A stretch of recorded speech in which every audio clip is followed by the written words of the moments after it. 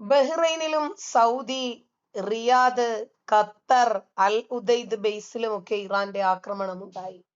വൻ സ്ഫോടനങ്ങളാണ് റിപ്പോർട്ട് ചെയ്തത്. പക്ഷേ കേരളം മാത്രം ഭാഗ്യം ഇതൊന്നും അറിഞ്ഞിട്ടില്ല. ഇനി അറിഞ്ഞാൽ തന്നെയും ഇറാൻ ആയത്തുള്ള അലി ഖുമേനി ഒരു മുസ്ലിം അല്ലേ എന്നാണ് നമ്മുടെ അലിയാർ കാസ്മി പറഞ്ഞത്. കാരണം ഇതൊന്നും അത്ര വിമർശിക്കേണ്ട കാര്യമില്ലെന്ന്. ഇറാനെ വിറപ്പിച്ച ഇസ്രായേലി മിസൈൽ വർഷം. ടെഹ്റാനിൽ പലയിടങ്ങളിലും ഉഗ്രസ്ഫോടനങ്ങൾ. ആക്രമത്തിൽ അമേരിക്കയും പങ്കാളിയെന്ന് റിപ്പോർട്ടുകൾ. അതായത് യുദ്ധം തുടങ്ങുന്നത് എന്നാ ഫെബ്രുവരി 28 തുടങ്ങിയ യുദ്ധമാണ്. ഇന്നിപ്പോൾ 3-ാമത്തെ ആഴ്ചയിലേക്ക് കടക്കുന്ന യുദ്ധമായി. അല്ലാഹു അക്ബർ വിളിച്ച ഏറ്റുമുട്ടൽ. അഫ്ഗാൻ പാകിസ്ഥാൻ യുദ്ധം കനക്കുന്നു. ഇരുഭാഗത്തും 200-ലേറെ മരണം. എങ്ങനെയുണ്ട്?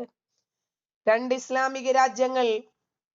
റമലാനിൽ തുടങ്ങുന്ന യുദ്ധങ്ങളാണിതൊക്കെ. കൊല്ലുന്നവനും വിളിക്കും അല്ലാഹു അക്ബർ, കൊല്ലപ്പെടുന്നവനും വിളിക്കും അല്ലാഹു അക്ബർ. ആഹാ.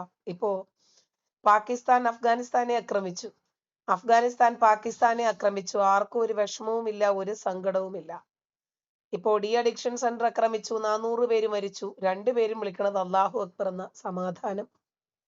അബുദാബിയിൽ ബിരുദദാന ചടങ്ങിനിടെ പലസ്തീൻ ഐക്യദാർഢ്യം പ്രഖ്യാപിച്ച വിദ്യാർത്ഥിയെ അറസ്റ്റ് ചെയ്ത് രാജ്യത്ത് നിന്ന് നാടുകടത്തി ഇസ്ലാമിക് അറബ് UAE. അവിടെയൊന്നും നിങ്ങളുടെ വേഷം കെട്ടി നടക്കില്ലെന്നേ.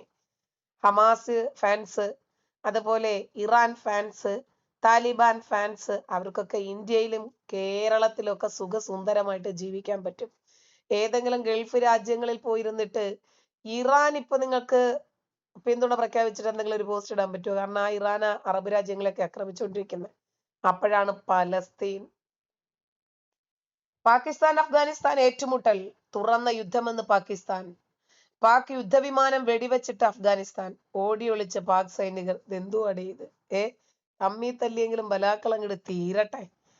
മെത്രാന്റെയും വൈദികരുടെയും കുടുംബത്തിലെ പെൺകുട്ടികളെ വരെ സുഡാപ്പികൾ കൊണ്ടുപോയില്ലേ? എന്നിട്ട് നിനക്കൊക്കെ ഇത് പ്രൊപ്പഗണ്ടയാണ്. പറഞ്ഞിട്ട് കാര്യമില്ല. അവനവന്റെ തൊടയിൽ നുള്ളിയിട്ട് നുള്ളേറ്റില്ലെങ്കിൽ എന്തോ ചെയ്യും? ഇസ്രായേൽ അമേരിക്കൻ ആക്രമണത്തിന് തിരിച്ചടിയായി UAE, ഖത്തർ, ബഹ്റൈൻ, കുവൈറ്റ് രാജ്യങ്ങളിൽ ഇറാൻ ബോംബാക്രമണം. അടിച്ചതാരാ? ഇസ്രായേൽ. തിരിച്ചടിച്ചതാരെയാ?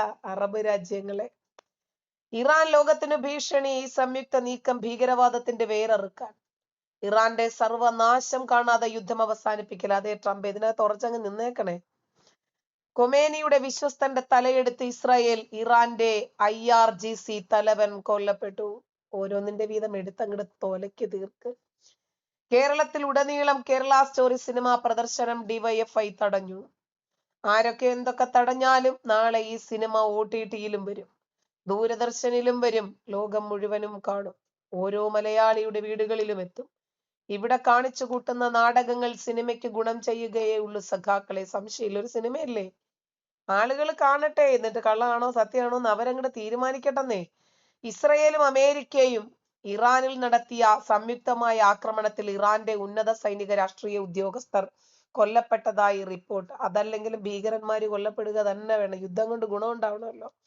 ഇറാനിൽ മിസൈൽ വർഷം. കൊമേനി എവിടെയെന്ന് ലോകം ബങ്കറിൽ ഓടിയൊളിച്ചാണ്. കാക്ക തീർന്നല്ലോ.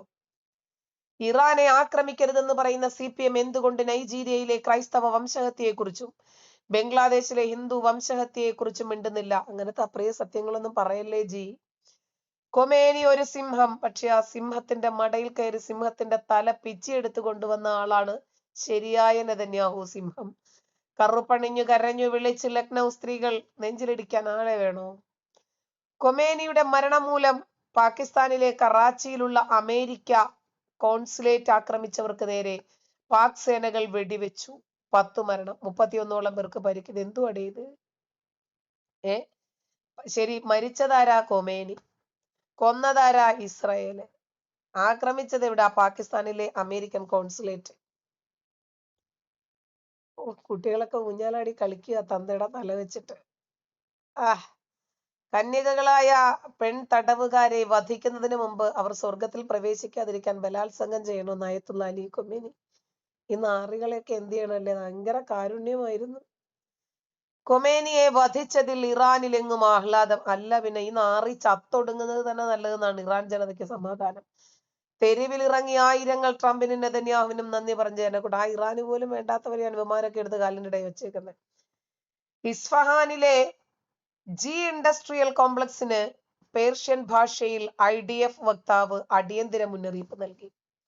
അടുത്ത കുറച്ചു മിനിറ്റുകൾക്കുള്ളിൽ IDF പ്രദേശത്തെ സൈനിക അടിസ്ഥാന സൗകര്യങ്ങൾ ആക്രമിക്കുമെന്ന് പറഞ്ഞു. നമ്മൾ പറഞ്ഞിട്ടേ ചെയ്യൂ. ഇറാൻ ജനതയ്ക്ക് ഐക്യദാർഢ്യം. അതിന് ഇവിടെ കിടന്ന് അലച്ചിട്ട് എന്തുവാടേ കാര്യം? കോഴിക്കോട് കടപ്പുറത്തല്ലല്ലോ അലക്കേണ്ടത്. നിങ്ങൾ ഇറാനിലേക്ക് പോയി പ്രതിഷേധിക്കുന്നേ. കറാച്ചിയിൽ അഴിഞ്ഞാടി ഇസ്ലാമിസ്റ്റുകൾ. US എംബസിക്ക് തീയിട്ടതിന് പിന്നാലെ വെടിവെപ്പ് 8 പേർ കൊല്ലപ്പെടും. നമുക്ക് കൊല്ലാനും ചാവാനും അല്ലേ അറിയൂ.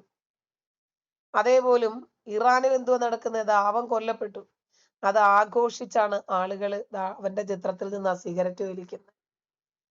പ്രിയ ഇമാം മതേതരനെങ്കിൽ പള്ളിയുടെ കണക്ക് പൊങ്കാലയിട്ട് വിശ്വാസികൾക്ക് എങ്ങനെയുണ്ട് എന്നറിയാം. നമ്മുടെ പാളയം പള്ളി ഇമാമുണ്ടല്ലോ, ആള് പള്ളികളൊക്കെ പൊങ്കാലയ്ക്ക് വേണ്ടി തുറന്നു കൊടുക്കാൻ പറഞ്ഞിരുന്നേ. ആളൊരു മതേതരനാകാൻ ശ്രമിച്ചതാ.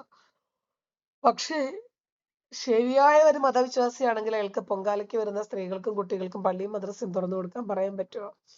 ഇറാനിയൻ പരമോന്നത നേതാവായ ആയത്തുള്ള ഖൊമേനിയുടെ കൊട്ടാരം ഇസ്രായേൽ ബോംബിട്ട് തകർത്തു. അയ്യോ പോയേ, കാക്കാടെ വീട് പോയേ. കാക്കാട് പറയാ, കാക്ക തൊപ്പി തെറിക്കുന്നുണ്ടല്ലോ എന്ന്. ഇറാനിയൻ ജനങ്ങൾ വിവിധ ഇറാൻ നഗരങ്ങളിൽ പരമോന്നത നേതാവ് ആയത്തുള്ള അലി ഖൊമേനിയുടെ മരണം പടക്കം മധുരമായി ആഘോഷിക്കുന്നത്. അല്ല, പിന്നെ പടക്കം പൊട്ടിച്ചും മധുരം വിതരണം ചെയ്തുമൊക്കെയാണ് ഈ നരനാറിയുടെ മരണം ആഘോഷിക്കുന്നത്. അലവലാതിയുടെ. ഇറാനെതിരെ ഞാൻ നിയമ നടപടി സ്വീകരിക്കാൻ പോകുന്നു. പോണം ഇവനെതിരെ. കാരണം ഇറാന്റെ പരമോന്നത നേതാവ് ആയത്തുള്ള അലി ഖൊമേനി ഇവന്റെയൊക്കെ മൂത്താപ്പാണല്ലോ. അതുകൊണ്ട് അയാളുടെ ചിത്രം പന്നിയുടെ മോന്തയാക്കിയത് കൊണ്ടേ നിയമ നടപടി. ഒന്ന് പോടാ ഊളകളെ. ഒരു നീതിയുടെ വിചാരണ കമലാ സുരയ്യയും ലവ് ജിഹാദും. ആരെങ്കിലും ഒക്കെ ഇതൊന്ന് തുറന്നു പറയണ്ടേ? സമദാനിക്കണിയിൽ വീഴ്ത്തിയ കേരളത്തിലെ ആദ്യകാല ലവ് ട്രാപ്പ് ജിഹാദിന്റെ ഇര മാധവിക്കുട്ടി എന്ന കമലാ സുരയ്യ. അവരുടെ പേരിൽ ലവ് ജിഹാദ് സ്മാരകമായി കമലാ സുരയ്യ മസ്ജിദ് പോലും ഉണ്ട്. അതെ, കമലാ സുരയ്യ മസ്ജിദ്. കാരണം ഇസ്ലാമിലേക്ക് വന്ന ഒരാളല്ലേ. ക്രെഡിറ്റ് അടിച്ചെടുത്തവർ, ക്രെഡിറ്റ് കിട്ടേണ്ടിയിരുന്നവർ. നമുക്കെല്ലാം അടിച്ചു മാറ്റിയല്ലേ ശീലം. ഷിയ സുന്നി ലളിതമായ വ്യത്യാസങ്ങൾ ഒരുപാടുണ്ടെന്നേ. സുന്നി വ്യത്യാസങ്ങളും ഷിയ വ്യത്യാസങ്ങളും ഒക്കെ. നേതൃത്വം എന്തുവാ? ഖിലാഫത്ത്. ഇവിടെ എന്താ? ഷിയ ജനസംഖ്യയും മുസ്ലിം. ഇതൊക്കെ എന്തുവാണ് ഇതൊക്കെ? ഇറാൻ ജനതയ്ക്ക് ഐക്യദാർഢ്യം പ്രഖ്യാപിച്ചിട്ട് ഇസ്രായേലും അമേരിക്കയും കട്ടയ്ക്ക് കൂടെയുണ്ട്. ഇറാനെ ആക്രമിച്ച അമേരിക്കയുടെ B-2A സ്പിരിറ്റ് ബോംബറുകൾ ആകാശം കീഴടക്കിയത്. 9600 കിലോമീറ്റർ നിൽക്കാതെ പറക്കാനാകുന്ന യുദ്ധവിമാനം. അമേരിക്കയോട് ഒന്നും കളിക്കരുത് കേട്ടോ. ഇറാൻ പ്രതിരോധ മന്ത്രി അസീസ് നസീർ സാദെ കൊല്ലപ്പെട്ടതായി റിപ്പോർട്ടുകൾ. കാക്കാടെ തലയോടെ ഇരുന്നിട്ട് വലിയ കാര്യമൊന്നുമില്ല. കാരണം അത് ഇസ്രായേലിന് കിട്ടിയാൽ ഗുണമുണ്ട്. മൊസാദിന്റെ ശിരസിൽ ഒരു പുൻതൂവൽ കൂടി. ഖൊമേനിയെ കൊലപ്പെടുത്തിയതിന് പിന്നിൽ മൊസാദിന്റെയും CIA കൈകൾ. അത് ഇവൻ കൊല്ലപ്പെടേണ്ടവൻ തന്നെയാണെന്ന് അറിയും. ഹൂറികളോടൊത്ത് കാക്കായി പാടിപ്പാടി സുഖിക്കുവാണ്. 2022 ലോക സമാധാനത്തിനായി 2 കോടി രൂപ മാറ്റിവെച്ചു. 2026 ലോകം മുഴുവനും യുദ്ധം. അപ്പോൾ മാറ്റിവെച്ച രൂപയ്ക്ക് എന്ത് സംഭവിച്ചു? ലോക സമാധാനത്തിനായി 2 കോടി രൂപ അനുവദിച്ചു. കേരളം ലോക സമാധാന സമ്മേളനം വിളിച്ചു ചേർക്കും. ഇതെന്തുവാണ് ഇതൊക്കെ? കരയുദ്ധത്തിലേക്കോ 1 ലക്ഷം സൈനികരെ വിന്യസിപ്പിക്കാൻ ഇസ്രായേലിനോട് കളിക്കരുത്. കളിച്ചാൽ കളി കാര്യമാകും. കാക്ക ഇതിൽ ഏത് ഹൂറികളുമായിട്ട് കളിക്കണമെന്ന് ചിന്തിക്കുക. ഇറാൻ ആക്രമിക്കപ്പെടുന്നതിനെ അപലപിക്കുന്നവർ എന്തുകൊണ്ടാണ് ഇസ്ലാമിക രാജ്യങ്ങളായ UAE, ബഹ്റൈൻ, ദുബൈ, ഖത്തർ തുടങ്ങിയ രാജ്യങ്ങളെ ഇറാൻ ആക്രമിക്കുന്നതിനെ അപലപിക്കാത്തത്? അത് നമ്മൾ പിന്നെ കാക്ക രണ്ടുപേരും മുസ്ലിങ്ങളല്ലേ. സമാധാന പ്രിയരായ ഇസ്ലാമിക രാജ്യങ്ങളോട് എന്താണ് ഇക്കൂട്ടർക്ക് മമതയില്ലാത്തത്? അത് കാക്ക പിന്നെ അതിനകത്ത് പ്രത്യേകിച്ച് നമുക്ക് ഒരു രാഷ്ട്രീയമൊന്നും ഇല്ലല്ലോ. അന്നം തരുന്ന രാജ്യമാണെന്നുള്ളതൊക്കെ ശരിയാന്നാൽ ഇറാനെതിരെ എങ്ങനെ കാക്ക?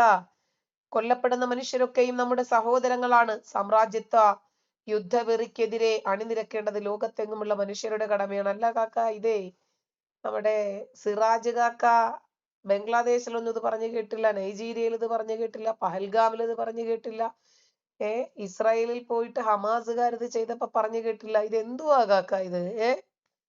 അമേരിക്കൻ വിരുദ്ധത പറയുന്നവരും പനി വന്നാൽ അങ്ങോട്ട് ഓടുന്നവരും ഒരേ സഖാക്കൾ. എജാതി ഇരട്ടത്താപ്പ് പറയാനുണ്ടോ?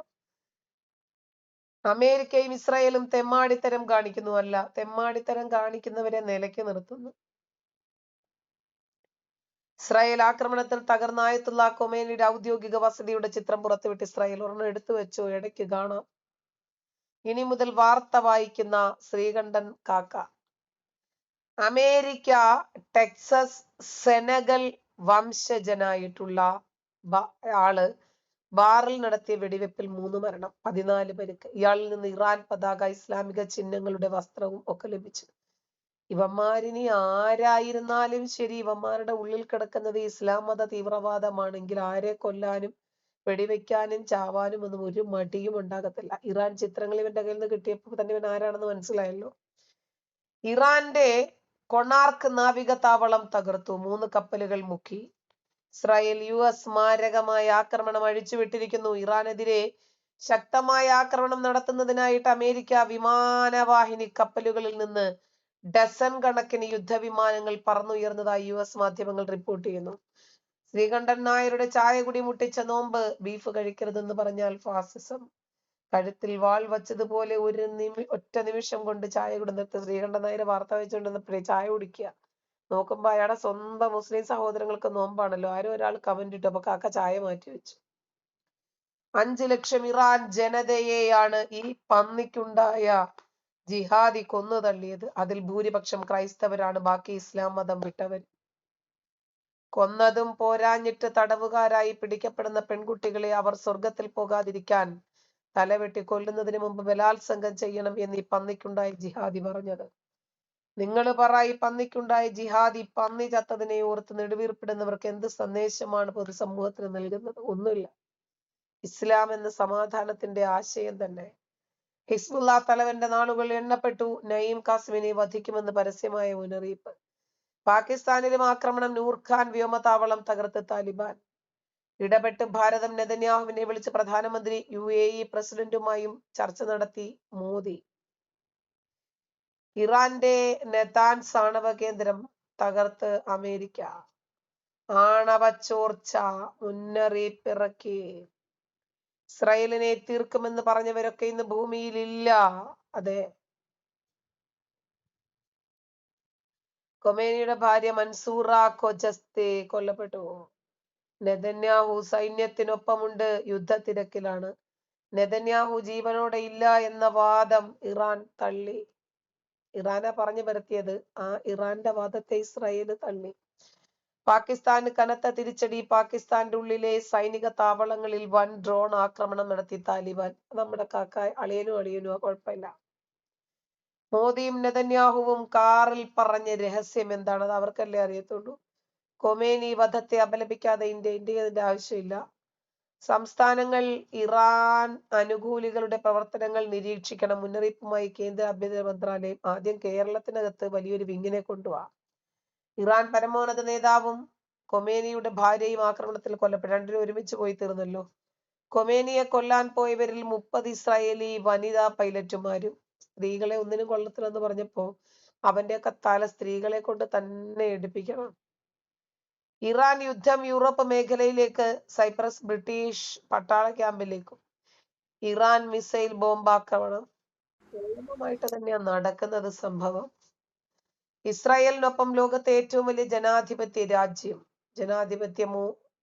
നെതന്യാഹു മോദിയെ ഫോണിൽ വിളിച്ചു. മഹാനായ സുഹൃത്തെ, അങ്ങേക്കാദരവും നന്ദി. ഇവർ രണ്ടും ഭയങ്കര ചങ്കുകളാണ്. ബഹ്റൈൻ ഇറാൻ അനുകൂലികളെയും വ്യാജ വീഡിയോ പ്രചരിപ്പിക്കുന്ന രാജ്യദ്രോഹ കുറ്റത്തിന് അതിനെ എല്ലാത്തിനെയും തൂക്കിയെടുത്ത് ജയിലിൽ അടച്ചു. അധികവും മലയാളികളാണ് കേട്ടോ. അവർക്കാണ് കുറച്ച് കുറുന്താളിപ്പ് കൂടുതൽ. കുഞ്ഞുമാലാഖമാരെ, നിങ്ങൾ സ്വർഗത്തിൽ അരികിലായിരിക്കട്ടെ. പിഞ്ചോമനകൾക്ക് വേദനയുടെ കുഞ്ഞു കബറുകൾ ഒരുക്കി ഇറാൻ. കുറെ എണ്ണത്തിനെ കൊന്നേ ഇവരെ. ഖൊമേനിയുടെ വധത്തിന് ഇന്ത്യ നിശബ്ദത പാലിക്കുന്നത് നിഷ്പക്ഷതയല്ല, ഉത്തരവാദിത്വത്തിൽ നിന്നുള്ള ഒളിച്ചോട്ടമാണ്. രാഹുൽ പോയി ഇറാനോട് യുദ്ധം ചെയ്യുന്നേ. അല്ലെങ്കിൽ ഇറാന്റെ കൂടെ നിന്നിട്ട് ഇസ്രായേലിനും അമേരിക്കയ്ക്കും എതിരെ യുദ്ധം ചെയ്ത് നരേന്ദ്രമോദിക്ക് എന്റെ ആവശ്യമില്ല. കയ്യൂക്കുള്ളവൻ കാര്യക്കാരൻ എന്നതാണ് ഇപ്പോഴത്തെ അവസ്ഥ. അമേരിക്കക്കെതിരെ ലോകം ഒരുമിച്ച് അണിനിരക്കണം.